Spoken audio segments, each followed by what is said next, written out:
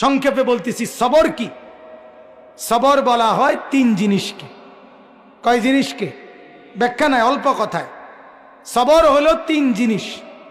এক, আসসাবরু আলা তাআ, আল্লাহ তাআলার ইবাদত এবং বন্দিগির উপরে সবর করা। মানে পৃথিবীর যত কিছু হোক, দুনিয়া উল্টে যাক, আমি আল্লাহ তাআলার ইবাদত ছাড়ব না। এটা সবর, এটা ধৈর্য, এটা ধৈর্য। আমি সবর করব। প্রচন্ড শীত, কনকনে ঠান্ডা, আমি ফজরের নামাজ পড়বই, আমি মসজিদে যাবই, আমি যাবই, আমি জামাত পড়বই। আমার শায়েখ আল্লামা মুফতি মুশতাকুন নবী সাহেব বহু সময় আমারে বলছে, হযরত, যে মাওলানা, মাহফিলে রওনা দেওয়ার সময় নামাজের ওয়াক্ত হইলে জামাত সাথে সাথে পড়ে নিবেন। 2-4 মিনিট মাহফিলের টাইম দেরি হইল তেমন উল্লেখযোগ্য কোনো ক্ষতি হবে না, কিন্তু চেষ্টা করবেন জামাত যেন না ছোটে। আমি নিজে শুনছি হযরত বহুবার দোয়া করতেন, করে, আল্লাহ জিন্দেগীর শেষ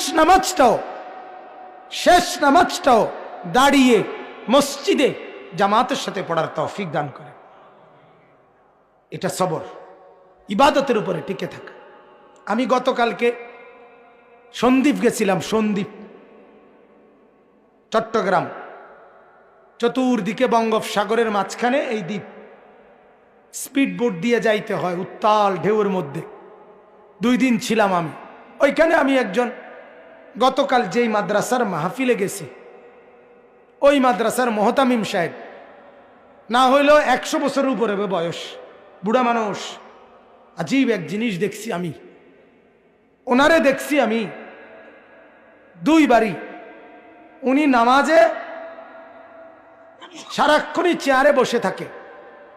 নামাজের টাইমে দেখলাম উনি দাঁড়াইছে, দাঁড়াইয়া নামাজ নিয়ত বানছে ইমাম সাহেবের পিছনে।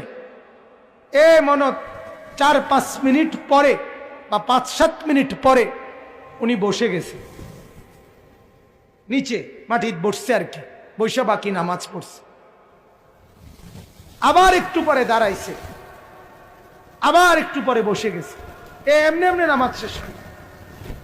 তখন আমি বয়ানে বললাম, আমার বুঝে আসছে আল্লাহর এই বান্দা আল্লাহকে বলছে, মাওলা, নামাজে দাঁড়ানো যে ফরজ, আমি আমার সাধ্যটুকু দিয়ে দাঁড়াইছি, আমি যখন আর পারছি না তখন তোমার জমিনে বসে গেছি।